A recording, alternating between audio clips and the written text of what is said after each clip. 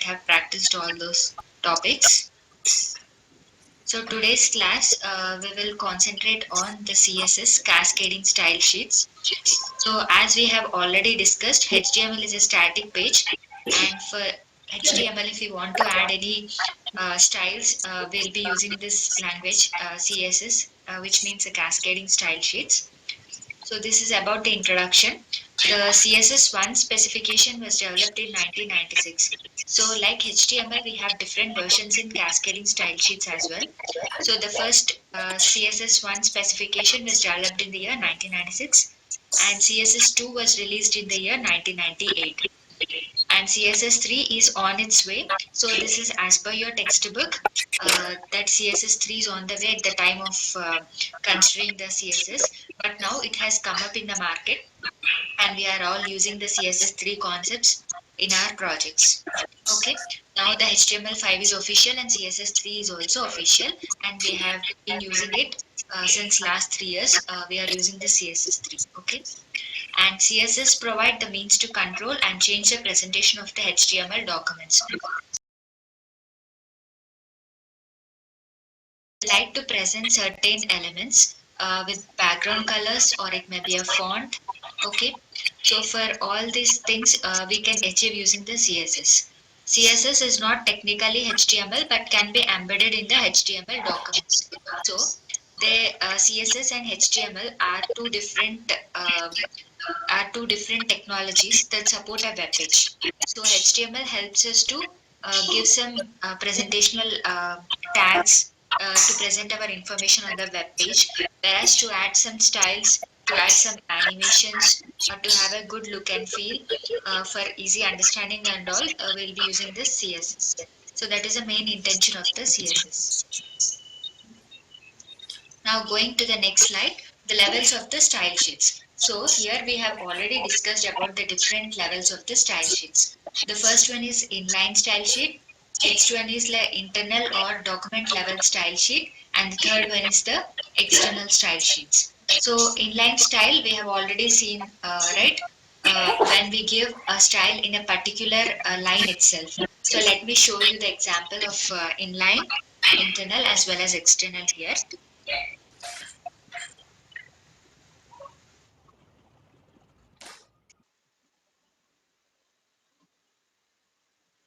Okay, this is the output you can see, right?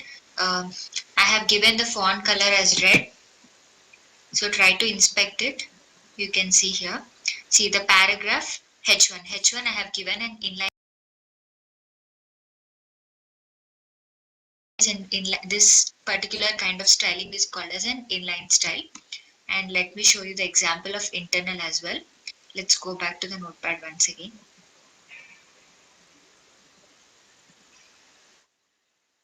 So please refer to as document level style sheet. Okay, for the styles which you are going to give in the head section of the document. You can see style.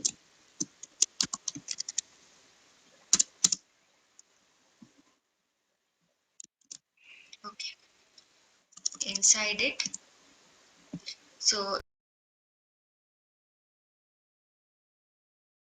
we tag here some ME. Okay, so for class we will write it as ME as we have already discussed. So this for class we'll use a dot. Okay, if it's an ID here we'll use hash. Okay, so this one I have given a color black, not black, I'll give it as green. Okay, let us again run this.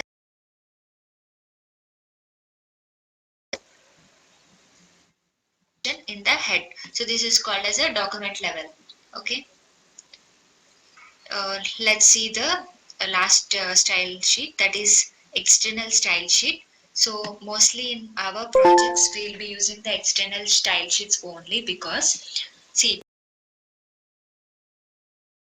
small we can use an internal or internal or a document level style sheets. That is as me this here you can see, right?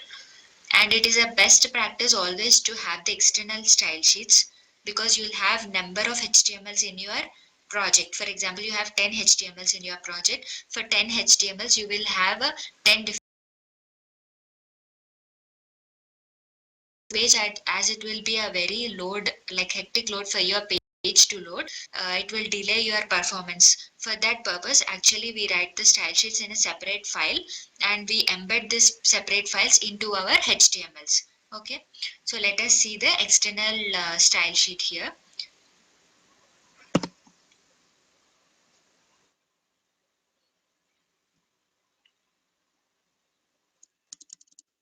So this is the tag through which we can embed our external style sheet. Okay, so link is the tag which helps us to embed the external style sheet. Relation is style sheet. It's a style sheet.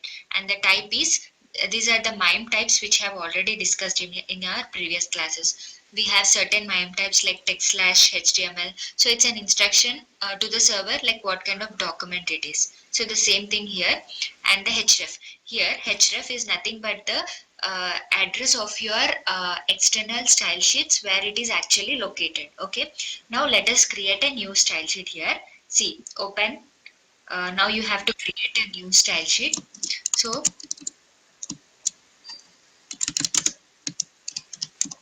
let us give a multi-line comments here. Multi-line comments are nothing but you can write your headings like it's a CSS file. If you have multiple lines, you can use this format, or if it's a single line, you can use this as your as you did it for your HTML. Okay, so before writing the CSS, let's save the file first. Okay, external CSS dot CSS. You have to save this using dot CSS, and again in the save as type you have to take all types. Okay, now your file got saved. Now I'm going to write some external CSS. So what is the thing you have to write here?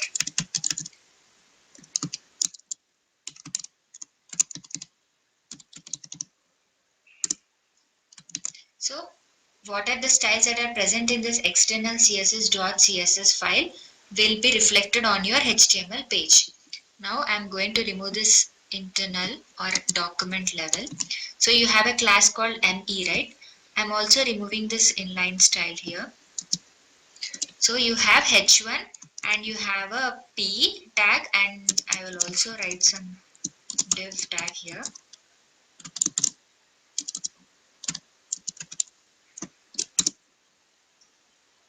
With the ID is equal to some number.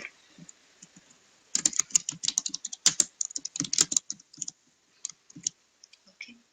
So you have a H1 tag, P tag and a div tag, right? So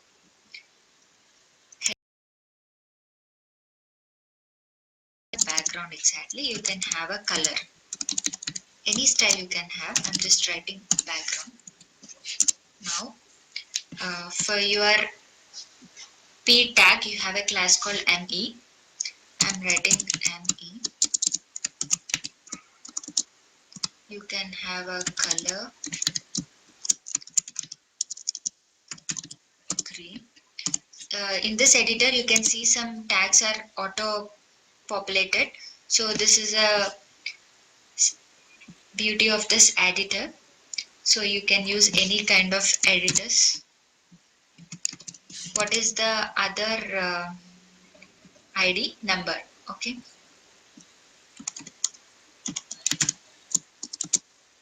For number, let us have a same font color as pink. Okay. So now save it and run your file and see what is the output.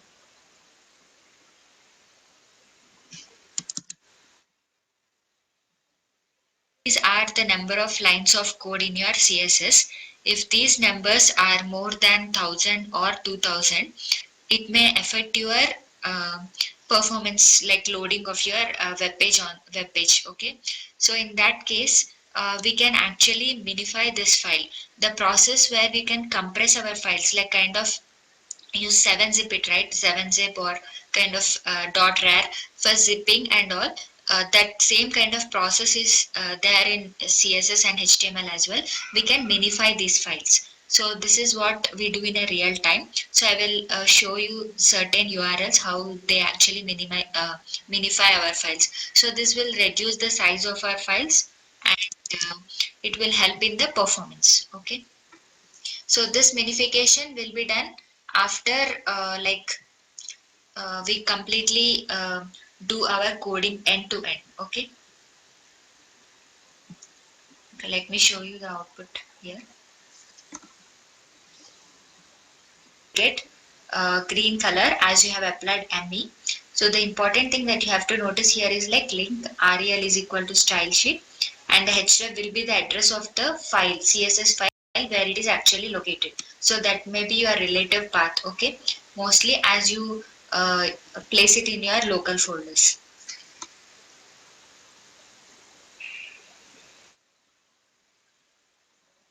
Already written in your inline styling as well as your internal as well as your external. In that case, the inline styling will be applied though it is already written in an internal as well as external style sheet. So the inline has more preference when compared to the other two types of style sheets. So if you give the same property to the inline, internal or external, the inline will be reflected in your web page. So this example we have already seen in our earlier classes. So external style sheets are in a separate files and potentially on any server on the internet. So the MIME type here we have, which we have already discussed, text slash CSS.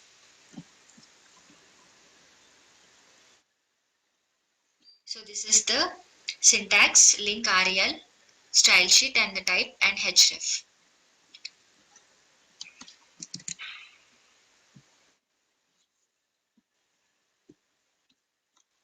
We can also validate our CSS as well.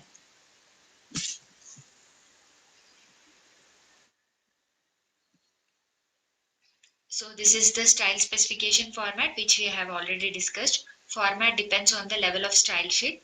For example, property 1 colon value 1. So for inline, we have seen in our example, we have written h1 style style equal to, in within quotations we have written our color colon red. So that is the syntax of the inline styling.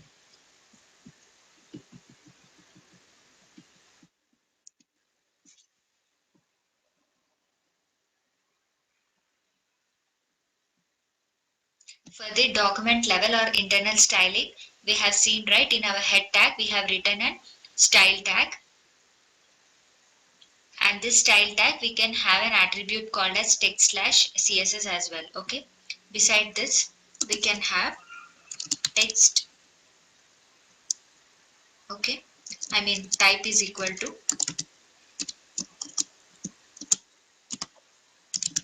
text slash CSS, which can be written in our head tag. And the list of rules must be placed in an HTML comment because it's not HTML. So whatever you write the comments, we have to place it in our HTML tags comments tag. So this is your comment tag. So within this comment tag you have to write your comments. Okay. And there is a concept called as a multi-line comments. So if you want to have multiple lines of text, okay, now you want to write it in another line and you have large number of lines and you can have this multiple lines of comment written. Okay, so this is again a comments. This is we follow this.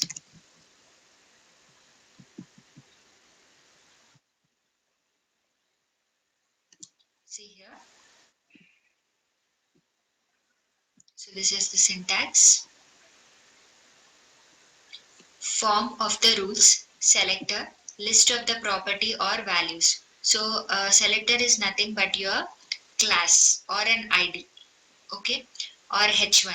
For example, you are writing, you want to, I'll just write it down here.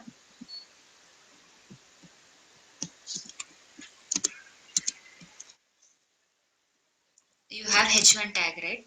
So in your external style sheet, you will write H1 sun color colon red.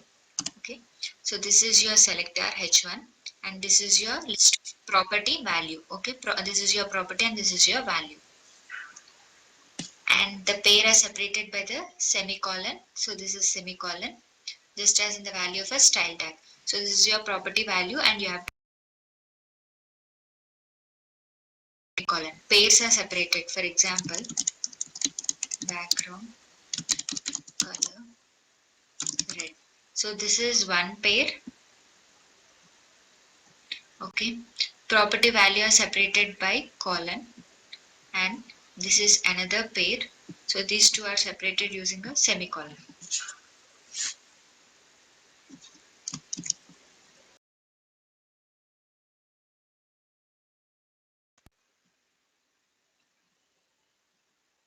So general form, external style sheets. Form is a list of style rules as in the content of a style tag of the document level style sheets. So for this document level, you will be writing in your head section of your style. Will not have any style tag written explicitly in our HTML. We have to write a separate external file.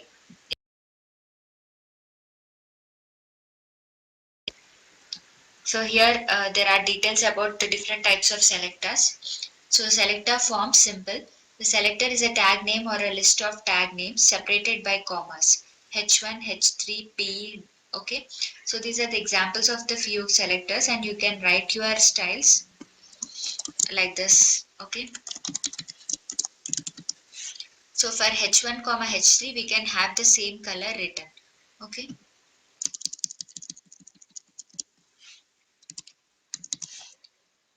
So these are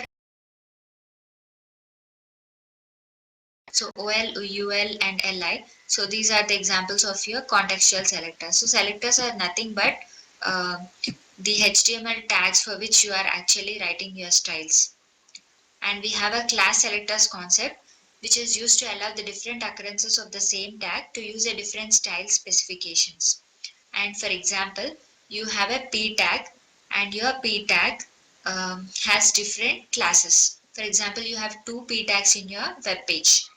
So, and for these two P tags, you have a different classes. You can see the example here, right? So you have a P tag. For this, you have a class called narrow. You have another P tag. For this, you have a class called wide.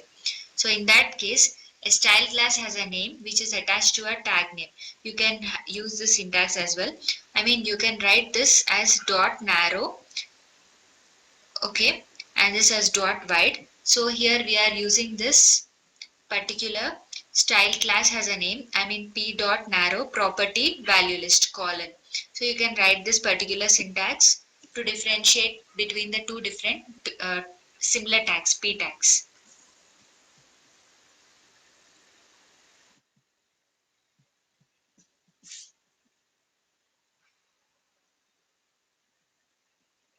And we also discuss about the generic selectors.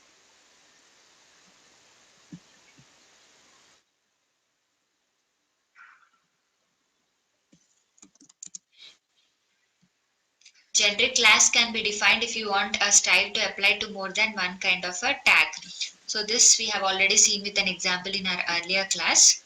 A generic class must be named and the name must begin with a period. So for H1 we have a class. For P tag we have the same class. So earlier we have seen two tags with the two similar tags with different class names. Okay. In that case what we did, we have prepended the class name, the selector colon the class name.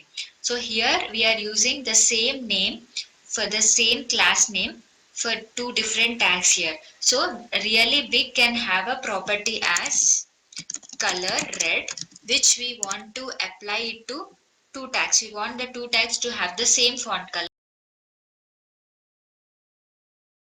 This, okay.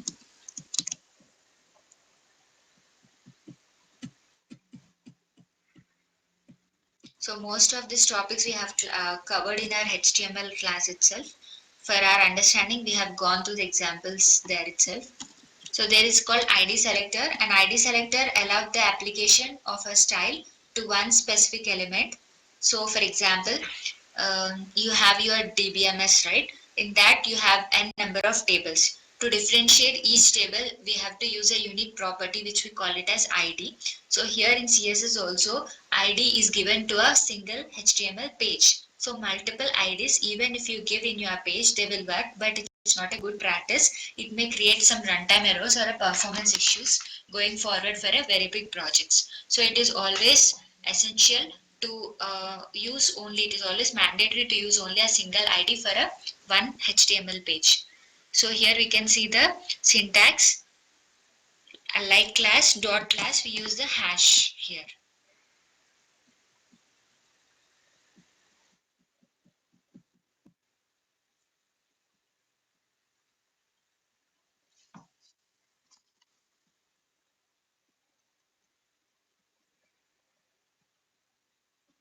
Rather than because the target element simply exists. So we have seen our anchor tag, right? In that anchor tag, when we hover, when we move our mouse on the effect, right? So that kind of effects can be achieved using these pseudo classes. So they do not appear by default, but when some kind of action is performed, we can observe this pseudo classes behavior. So for this, we can see the hover classes apply when the mouse cursor is over the element, and focus classes apply when an element has the focus. So this focus we can really observe when we are trying to write our input elements. So when we are actually typing in any input box, you can see a cursor blinking on your input, right? So it means like the focus is here in that particular input tag. So these classes help us to understand it's not a default behavior, but it occurs on using the particular actions, like when we move our cursor and when we also try to type our text in the input box, you can see, right, a kind of a cursor blinking in your input box when you are trying to fill a form.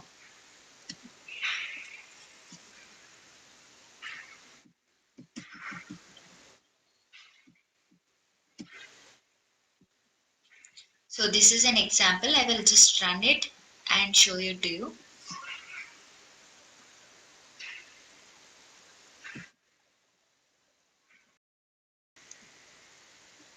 And this is your input colon hover. On hover we have given a color red, and on focus we have given a color green. Okay,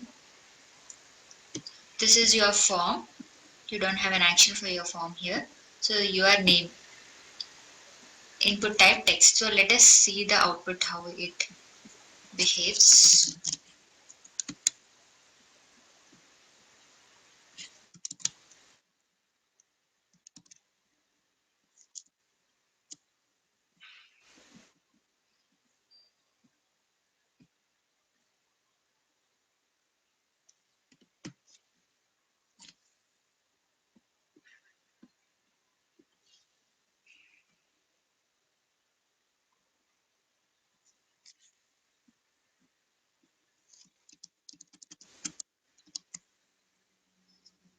So your name. So this is when your page is just loaded. Okay, I'm trying to type your text in color, right?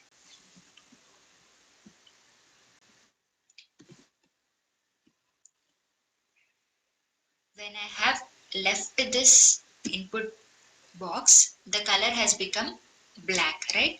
When I hover on this, you can see a red color. When I click on this, my focus is on the particular input text, input field. So when my cursor is blinking, when my particular position is in this input box, then the color of the font is green color. So when I leave this, okay, what happens? The color became black. So my focus is on the body of the web page but not on the text. When I hover, see, you can see a red color. So these are the differences between a hover and a focus. When my cursor is blinking in the text box, you can see the focus is there in the particular input box. When I leave it, it's going, and when I hover, we get the red color.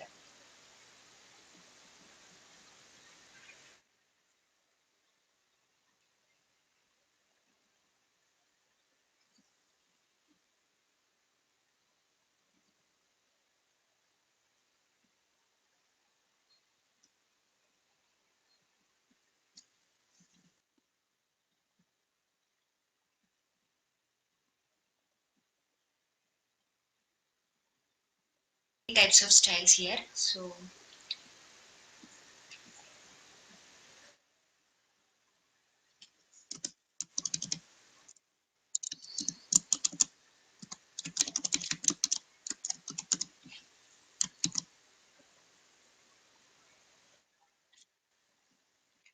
inline we have seen, internal also we have seen here. Let us see the external.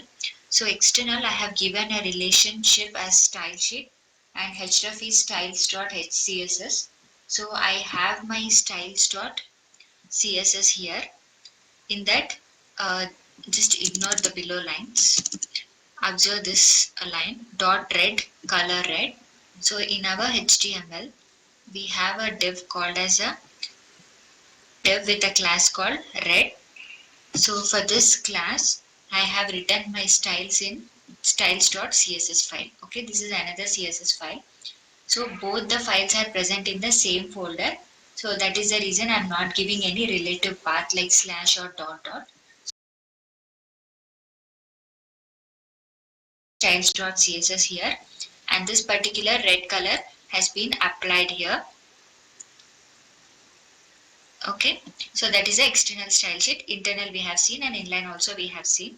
And let us see the comments here. HTML. So this is the example of the HTML comments. Okay, this is how we write.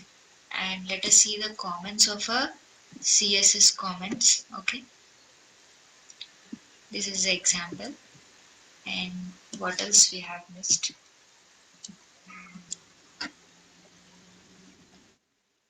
ID we have seen, classes we have seen. Okay, yeah, we have covered almost all the things. Let's go to the properties now.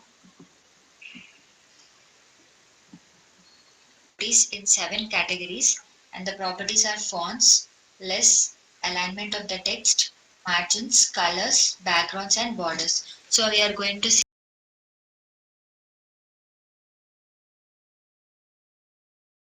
font style. We can see it can be italic. Okay, and the list we can see different types of UL, OL we have read. For that we can have a different styles and properties. And alignment of the text align center, middle. Okay, and margins. So we have already gone through the box model concept, right? I think everyone can recall that particular box. We have a content, padding, margin, and a border. Okay, in that margin is the external border between our what elements and the web page. Okay, and colors we can have a different colors, background color, font color. Okay, background we have a background color, background image. So we can embed an image in the CSS file by using the background image property that we'll see in the examples. So borders also we have gone through the syntax. One pixel solid, red. So this is a syntax which we have earlier seen in our classes.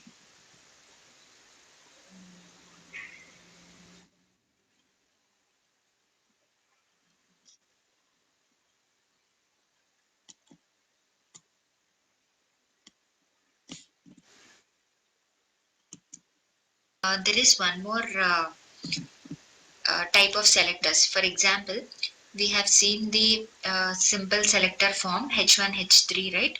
And also class selectors.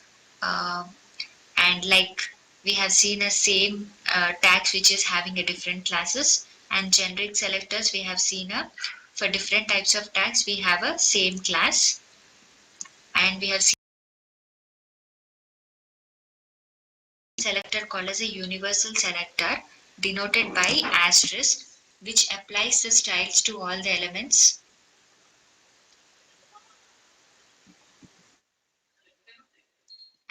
And I'll show you with an example also.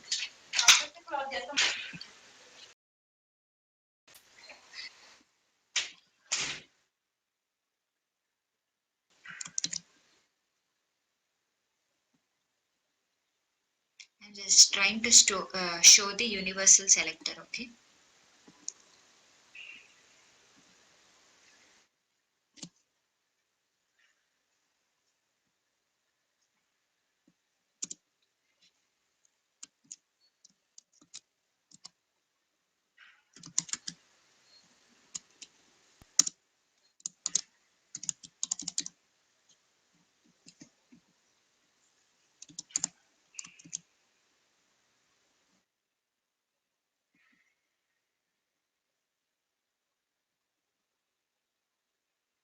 Here you can see, right? Universal selector means it applies to all the elements, okay? Now I have taken background color yellow, so my entire page will become yellow color. I'll show you the output as well. Star, okay? So this means for all the elements the background color has become yellow. For all the elements, for I have only two elements in my page and two elements has become red color, okay? So selector, but generally we won't use any universal selectors. So till now we have seen different kinds of selectors like generic selectors, ID selectors, pseudo classes. Okay, I'll just show my PPT once again. Okay, coming to the pseudo classes, we have gone through the example, and these are the different properties we have, and we will see the examples of each properties in detail.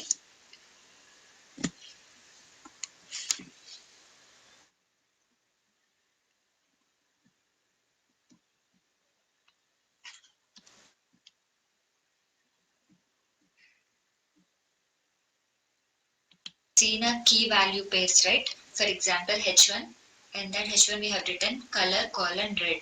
So the property values, the right hand value, we can indicate using different units, okay?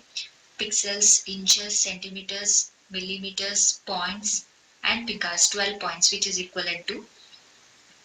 And EM is the height of the letter. For example, if you are given 10 pixels, for, like font size colon 10 pixels, so the font size will be 10 pixels, and this is basically a measurement unit which is given to our elements in the HTML and CSS. No space is allowed between the number and the unit specification. 1.5, okay, here you have to be careful, like there should not be any space between your element, like H1 you have written, right?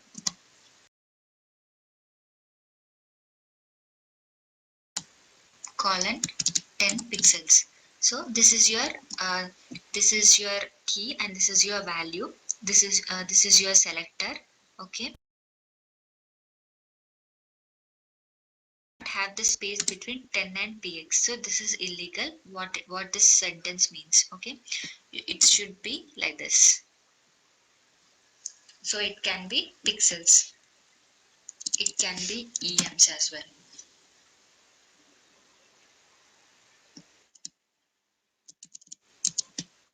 So these are the different units.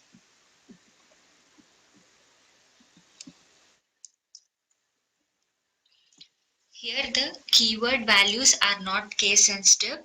If we are using the small types like small, large, and medium, so these are the different keywords. So these are not case sensitive. You should make sure to write it appropriately.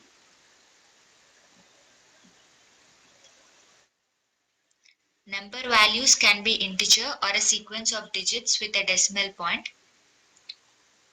So whenever you write any a length value or a number value, so you have to mention it clearly using possible unit names like pixels, px for pixels, in for inches, and cm for centimeters. Okay.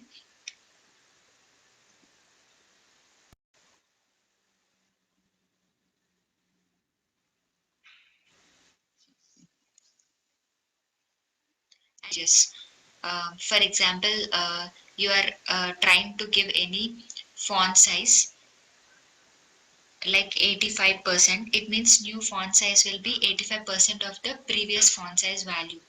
By default, if a font has any value, so if you give 85 percentage instead of 10 pixels, you have given 85 percentage, then whatever the existing font size value is there, it will be 85% more than the existing value. So generally for fluid layouts, we will use the percentages. This in a real time, we use the percentages very often because we want our page to be fluid. Fluid in sense we want the same page to be displayed for desktop as well as mobiles as well as iPads or tablets. In that case, we will use percentages uh, to have the fluidity maintained in our web page.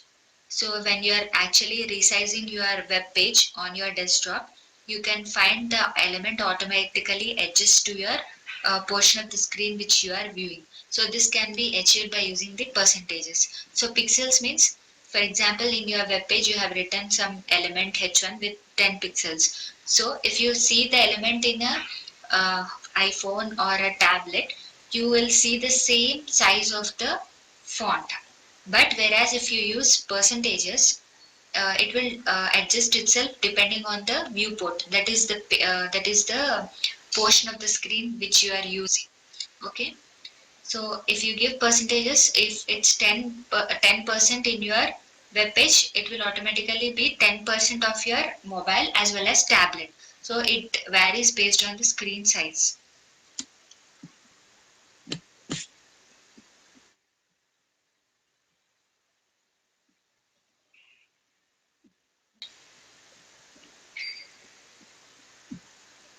And the URL property values choose a form that is slightly different from the references to the URLs in the link. So the actual URL, which can be either absolute or relative, is placed in the parenthesis and preceded by the URL, as in the following you can see, right? URL protocol colon. So in your CSS, like in your HTML, what you have did href is equal to within the quotes you have written the URL, right? So in the case of CSS, it differs actually. You will write URL within the braces. You will write HTTP colon. Okay. From that path, you can actually pick the image and display it on your web page.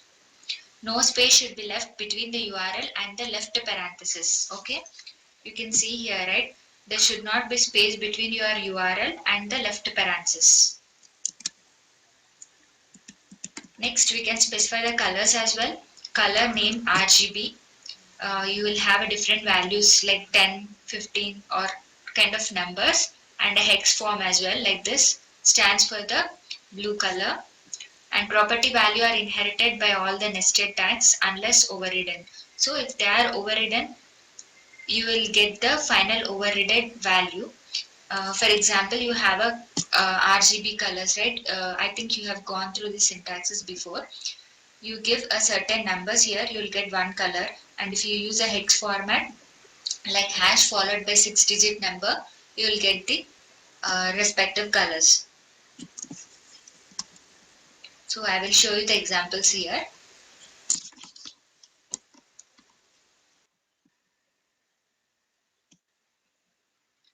So here you can see, right, background image colon.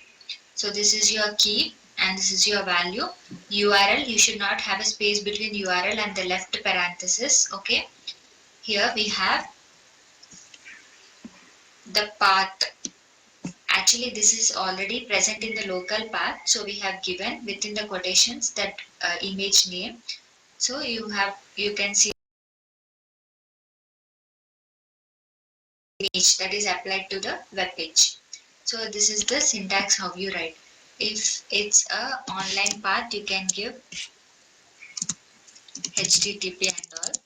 If it's a local, you can specify the path some gif. This kind of you can do it. Okay. Try embedding an image with the help of a. So earlier you have used a href and got the image in your HTML, right? In the similar way, in the CSS you can embed in this way.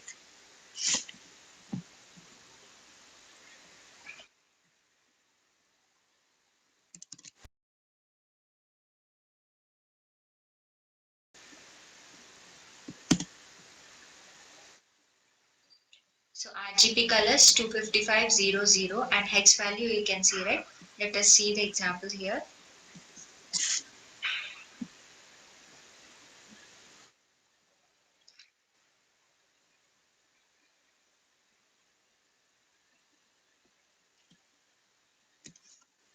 Please go through this link so that you will get a clear understanding. I'm just pasting this link here.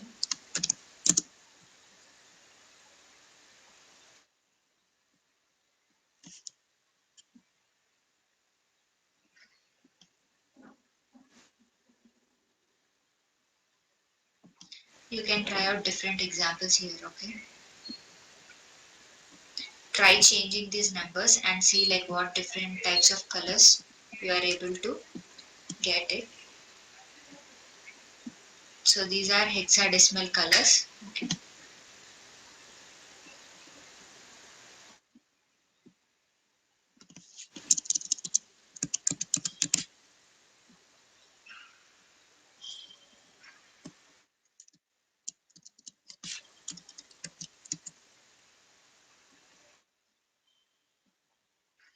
So the color has changed, right? So try out different colors. Just go through the link so that you can quickly understand.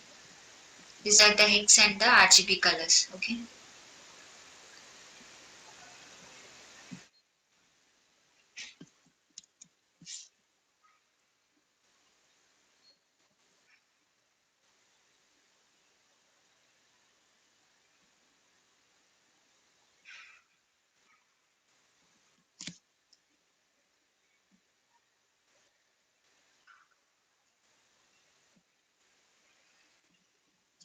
So now let us go through the font properties.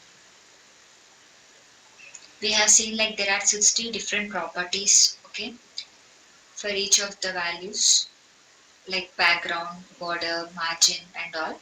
So let us go to the each concept.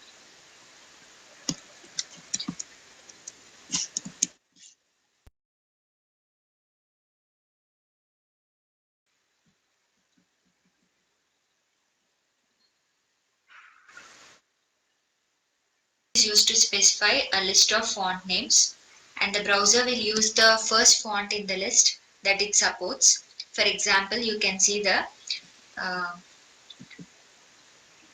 font family colon Arial, Helvetica, Courier. So the first name will be identified by the browser, Arial. If it's not present, then it will go for Helvetica.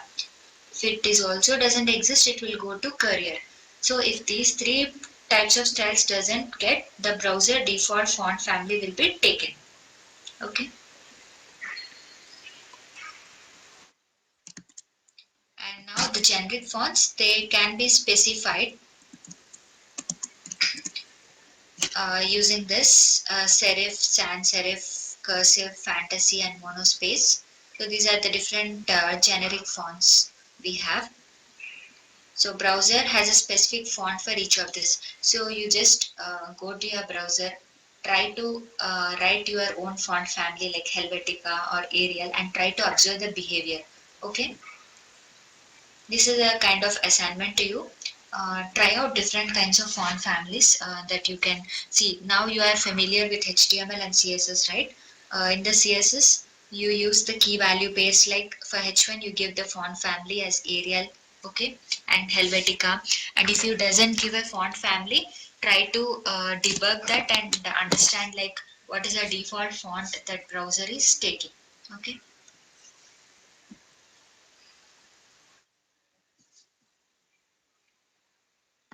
So let us see the font properties here.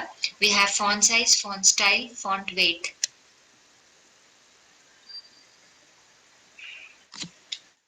So font size is nothing but if you want to give the size of your font, the name itself clearly tells like you have to give smaller or XX large. There are certain values like pixels also you can give 10 pixels font size. Okay. If a font name has more than one word, it should be a single quoted. And font style, you have italic, you have normal. When you try to do it on your browser, right, in your Firebug, not Firebug exactly, when you inspect your browser on the right side, try to give the font style, font size. Let me show you once so that you can practice it.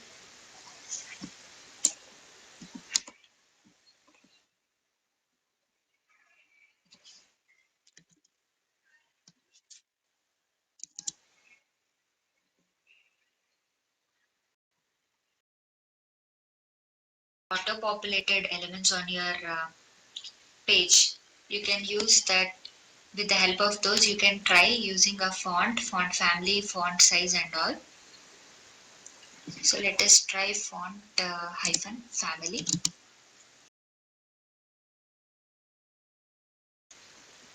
Serif, sans serif, monospace, initial, inherit, okay, fantasy. So just try to use one of the fonts and see your style has changed, right? Okay, try to experiment with the help of this. Font size, okay.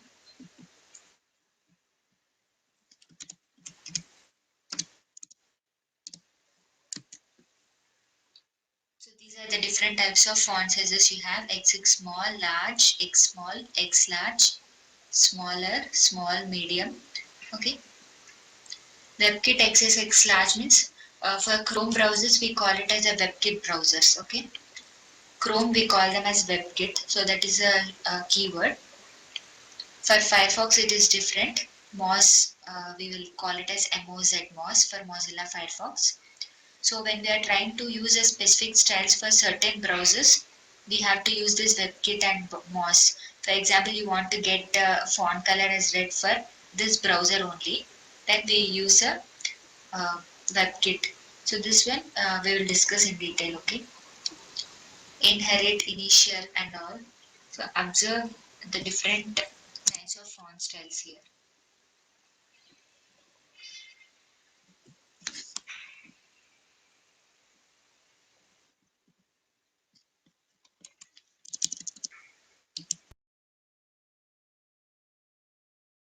If you take font weight,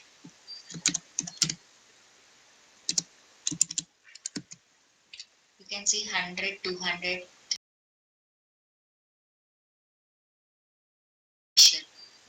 lighter, normal. So if you give bolder, what happens? See, it has become bold, right? So just try experimenting all these things.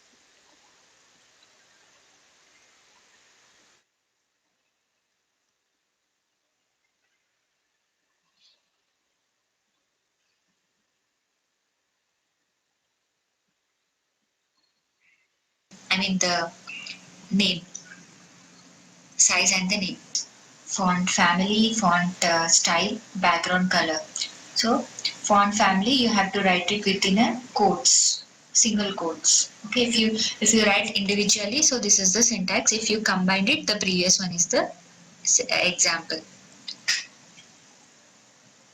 Here actually there are few mistakes. You should not write it in a single quote.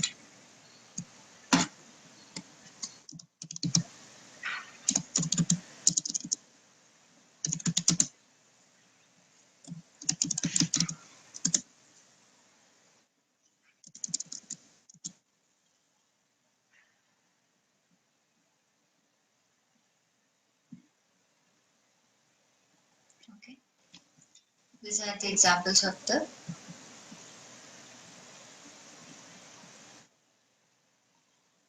font and font properties.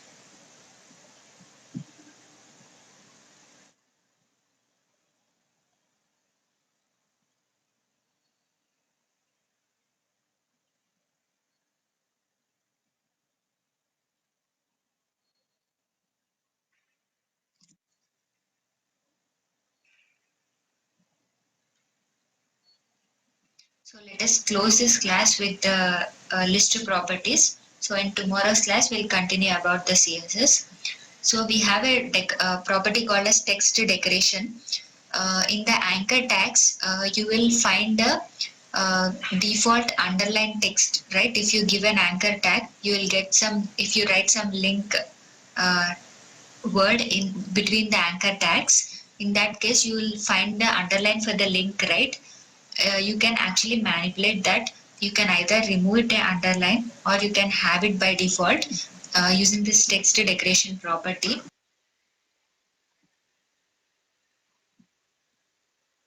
Size, style, weight. So I want to have all these properties written in a single line. In that case, what I will do is like, this is the syntax: font colon bolder. This is your font weight. This is your font size, and this is your font style. The order must be style, weight, size, and names. Bolder is your style. This is your weight. Bolder is your weight, and this is your size, and this is your names. So in before you can have your style written. Okay, it can be italic. Okay, and then weight, it can be 100 or 200. Bolder. So please remember this. You must follow this syntax. If you want, this actually helps when you want to reduce the actual lines of code in your web page.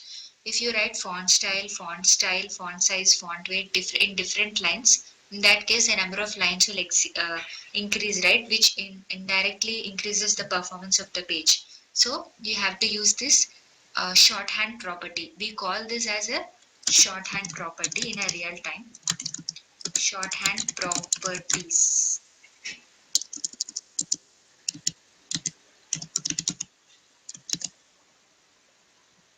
So shorthand property means all together in single line we have written. We can also use this, but the difference is like we can reduce the number of lines of code. Again, it's a performance thing. So this is in general projects, like in a real-time projects, we have to be very careful about loading of pages, performance and all. So it while learning, it will not make much difference, but while actually coding, you will see the major difference because we have to reduce your lines of code, which we call it as optimization here, optimization technique in a real-time programming. So you have to be careful while coding your number of lines of code. So here there are two examples I will show you. Uh,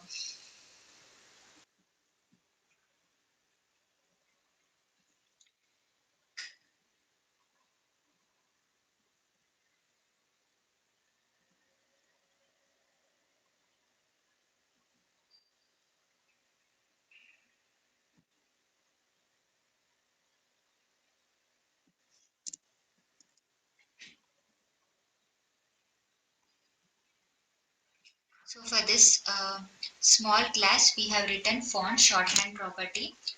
Uh, Word in between the anchor tags. In that case, you will find the underline for the link, right?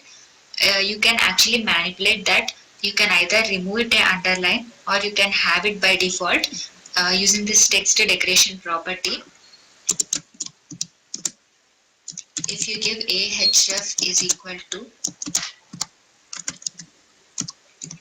dot html slash a, you have some link written. What will be the output here? Output will be lin. Okay, it will have an underline below it. Okay, so if you do not want an underline, you can have the property called as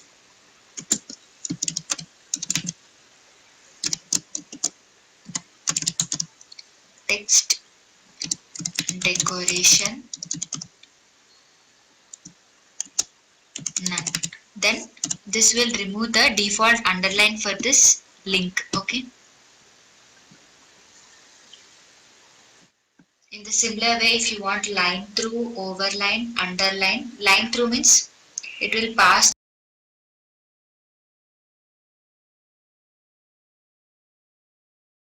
different properties. Okay. For the text decoration, you can try using line through. See how it behaves. This one, please practice it and try to understand this. Line through, overline. Okay.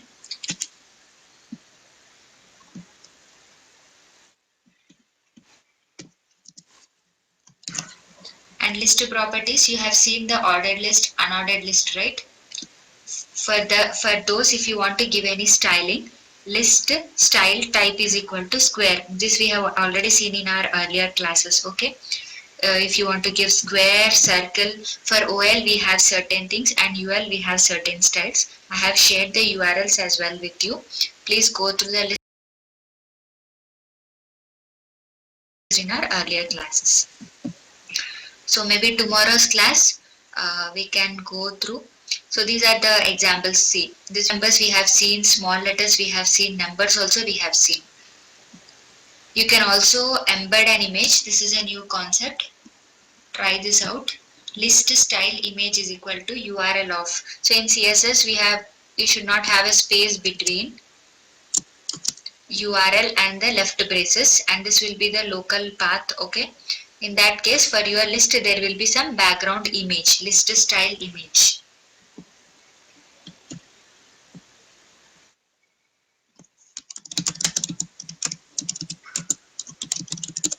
Button images, square purple.gif, this is your images. So if you give list style image, you can have your default images here in a form of a list. Okay, clear, right?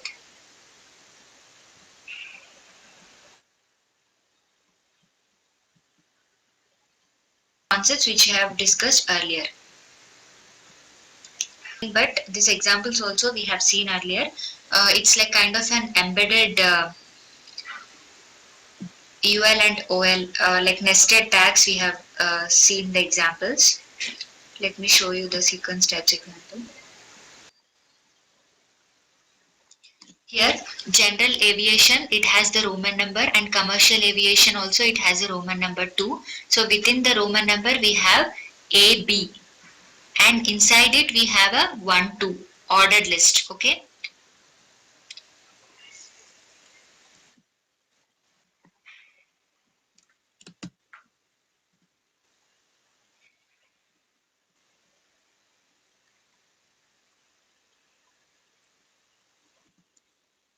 This is your heading aircrafts.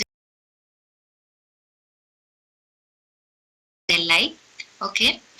And within the particular LI, general aviation, we have an ordered list. Okay. These two are the ordered list. List style you can see, right? Upper alpha. That is why you got capital A here. For this OL, you have, this is your first OL, this is your second OL. So OL is present inside another OL. That's why we have written OL space OL. Okay. If it has any class, then we can write OL space that class name.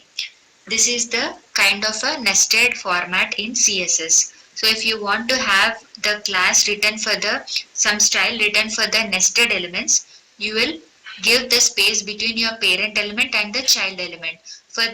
So this type of style is applied to your child OL inside the parent OL. Okay, that is the difference here.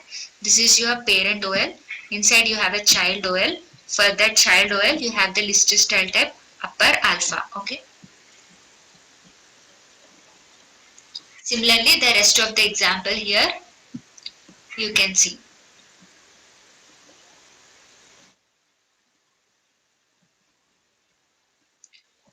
You can try different kinds of examples, nesting OL inside UL and UL inside OL, and giving different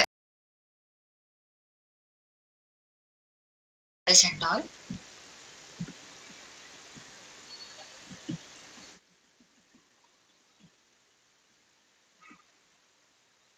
So I'm just stopping the class for today.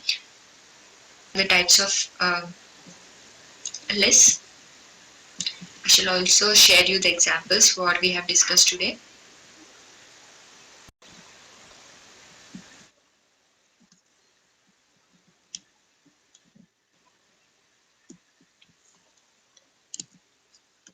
We have seen the different types of CSS here, CSS 1, 2 and 3,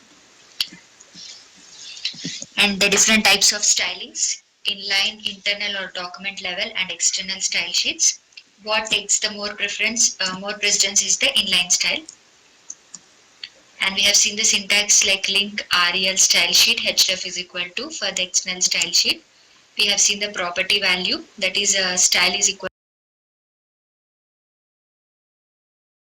to CSS, multi-line comments. Selectors, different types of selectors we have seen here.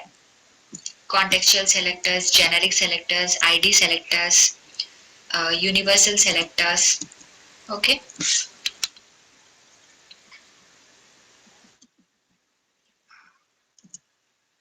And pseudo classes, which provide a different behavior, not by default, but when you do some action. Like pseudo classes are the styles that apply when something happens. Like when something happens means while you hover on it or you lose the focus. Focus is nothing but when you try to write something in your text box or an input box, you are trying to focus a particular element, right? So that is nothing but your focus. We have seen the examples, and for fonts we have seen the font style, font size, weight and a shorthand property. List we have seen, right? So these two things we have already seen. Keywords are not case sensitive, either you write capital letters or small letters also it won't affect, but it is recommended to use the small letters. So for we have different units like pixels, PTs, points, inches, and there should not be any space between the number and the unit. And we have seen the URL in the CSS. How do you actually write the URL? Format, RGB colors, hexes. Okay. Font family, the first value will be reflected on your web page, like Arial will be affected. If it is not there, then Helvetica and Courier in a line of Arial, Helvetica and Courier. So these are the properties we have seen, list properties. Okay, colors, from colors we'll discuss in the next class.